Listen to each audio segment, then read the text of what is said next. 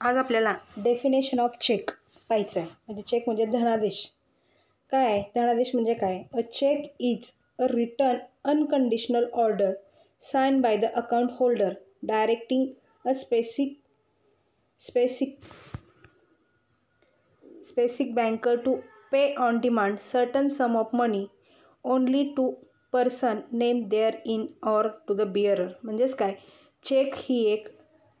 Check म्हणजे धनादेश, return जे लिहिलेला, अनकंडिशनल ऑर्डर म्हणजे बिना शर्त अट, sign by the account holder म्हणजे सही केलेल्या खातेदाराने सही केलेली, डायरेक्टिंग अ स्पेसिफिक बँकर एका विशिष्ट बँकेला सूचित, to pay on demand certain sum of money only to person name ज्या चेकमध्ये ज्या व्यक्तीचं नाव लिहिले त्याला पैसे दे, ऑर टू द बिअरर जो घेऊन येईल त्याला.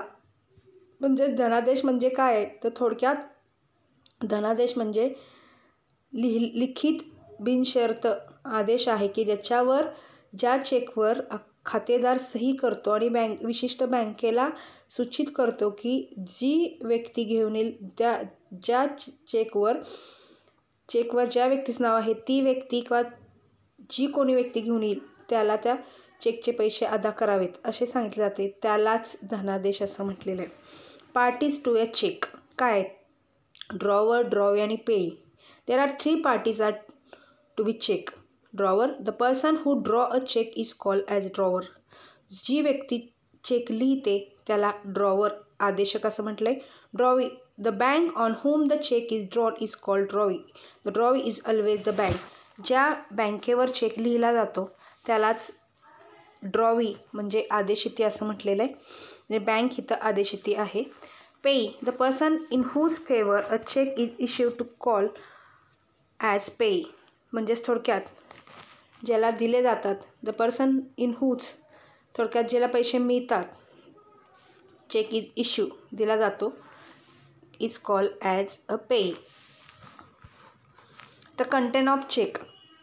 मग चेकमध्ये काय समाविष्ट असतं? Name of the bank, address, branch म्हणजे त्यावर बँकेचं नाव, पत्ता आणि शाखा.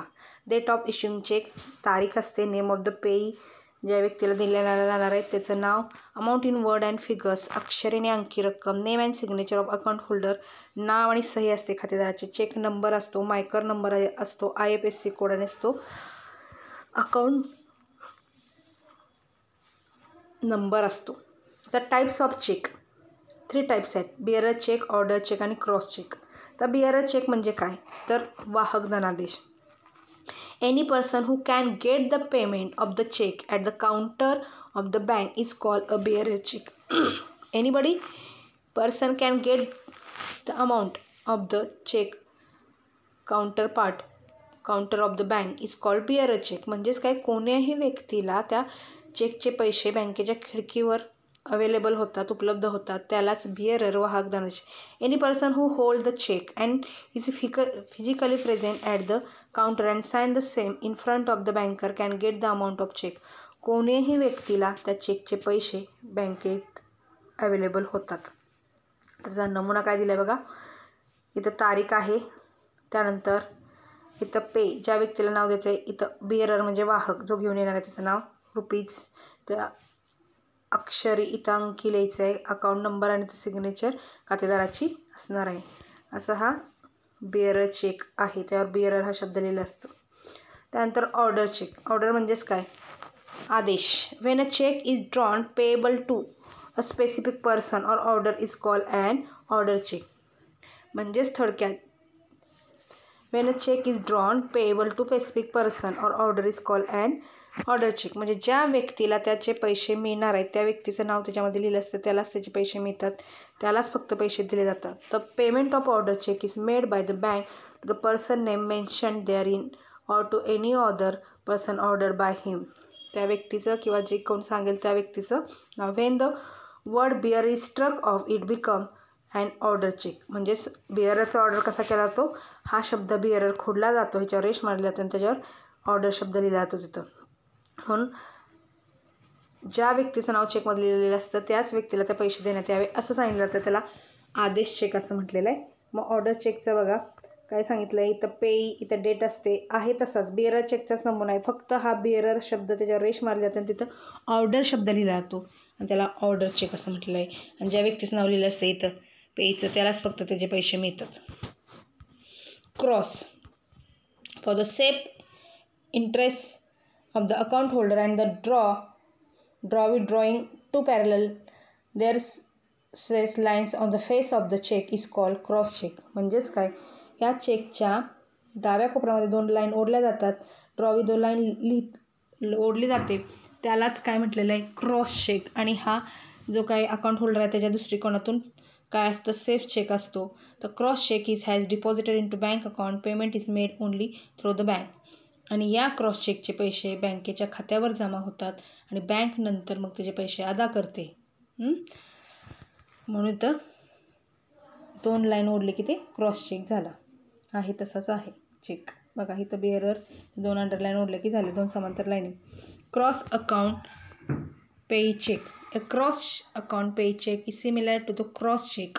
म्हणजे क्रॉस अकाउंट पे हा चेक सेमच क्रॉस चेकसारखा आहे. In this type of check, specific person, organization deposited check into bank and the amount is credited to specific account only.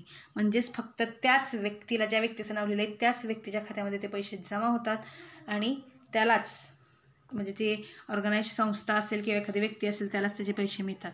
When two parallel lines across the check are drawn with the word account pay only, it is called as a cross account pay check. जे account पे 2 line ओढल्या तर त्याच्या account पे शब्द लिहिला जातो, त्यालाच account pay हा check असं म्हटलेलं आहे. तर जर्नल म्हणजे काय, तर every day business firm large number of transaction, this transaction cannot be remember at a glance. म्हणजेच काय, रोजच्या रोज बरेचसेच व्यवहार होत असतात, तर ते सगळे व्यवहार लक्षात राहू शकत नाहीत बिझनेसमॅनच्या. This transaction must be recorded in different types of books. त्यासाठी वेगळ्या प्रकारचे बुक्स रेकॉर्ड केले जात असतात. He keep different account record. The number of books depend upon the size and number of business volume of transaction, but important of books account which must be maintain be every businessman journal and ledger. म्हणजेच काय, बऱ्याच प्रकारचे books maintain केले जातात, परंतु रोजच्या रोज व्यवहाराची नोंद करण्यासाठी प्रत्येक बिझनेसमॅन जर्नल लेजर मेंटेन करतो. Journal is a book employ to classify or sort out transaction in a form convenient for their subsequent entries in ledger journal. Ledger journal keeps record of daily financial transaction. म्हणजेच काय, journal हे एक असं पुस्तक आहे की ज्याच्यामध्ये classification केलं जातं, वर्गीकरण केलं जातं, म्हणजे वर्गीकरण पृथक्करण केलं जातं. आणि ते सोयीस्कर का, तर जर्नल खातावणी करायला लागते, त्याच्यामध्ये त्याची नोंद करण्यासाठी हे केलं जात असतं रोजच्या रोज. It is also known as book of original entry. त्यालाच ओरिजिनल मुख्य पुस्तक असं म्हटलं आहे. when the journal transaction are recorded in the journal it may become journal entry. म्हणजेच काय, प्रत्येक झालेल्या व्यवहाराची नोंद जर्नल एंट्रीमध्ये केली जाते. Journal entries consist of the name of debit and credit involve in the financial transaction with a brief narration. Journal एंट्रीमध्ये डेबिट जमा आणि नावे हे समाविष्ट असतं आणि शिवाय त्याच्यामध्ये नॅरेशन लिहिलेलं असतं. Journal is a book in which the business transaction are first record in chronological order date wise in the order in which the take place. म्हणजेच काय, तर प्रत्येक झालेल्या व्यवहाराची नोंद पहिल्यांदा जर्नलमध्ये केली जाते, क्रमबद्ध केली जाते, ती तारीखवार नोंदवली जाते. Generally the different types of books of account are maintain by businessman for recording the business transaction. Primary books and secondary books. Primary books include journal purpose, special journal which includes purchase book, sales book, purchase return book, sales return book, bills receivable book, bills payable. Secondary books include journal ledger. म्हणजेच काय, तर बरेचसेच journal एंट्रीमध्ये नोंद करण्यासाठी primary book म्हणून बरेचसेच नोंदी केले जातात, बरेचसेच book नोंद जर्नल प्रॉपरमध्ये केले जात असते. आणि स्पेशल जर्नल विच इन्क्लूड, त्यामध्ये स्पेशल जर्नलमध्ये काय येतं, purchase book, sales book, purchase return book, sales return book, bills receivable book, bills payable, secondary books. आणि नंतर सेकंडरी बुक म्हणून काय, तर लेजर आहे. अशा प्रकारे इथं जर्नल म्हणजे काय आपण पाहिलेलं आहे. तर जर्नलचं मिनिंग इथं विचारलं आहे बघा, सांगितलं आहे. मिनिंग आणि डेफिनेशन आपण पाहूया बघा. The word journal is derive from the French word जोर विच मीन डे. म्हणजेच काय, जोर म्हणजे डे, दिवस. Therefore journal means daily record, रोजच्या रोज नोंद केली जाते जर्नलमध्ये.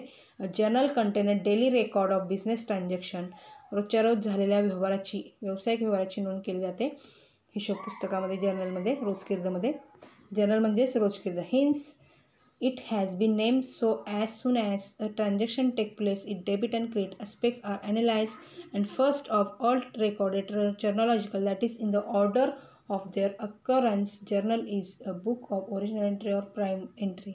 म्हणजेच काय, जर्नलमध्ये जमा नावे केले जात असतात आणि त्याच्यामधील 2 अस्पेक्ट फाइंड आउट केले जातात. त्याची नोंद, त्याचं पृथक्करण करून ते क्रमबद्ध पद्धतीने नोंदवले जातात. म्हणजेच काय तर जर्नल हे मुख्य पुस्तक आहे किंवा ओरिजिनल उगम आहे असं म्हटलं तरी चालेल. इथंच थांबूया, नंतर आपण पाहू.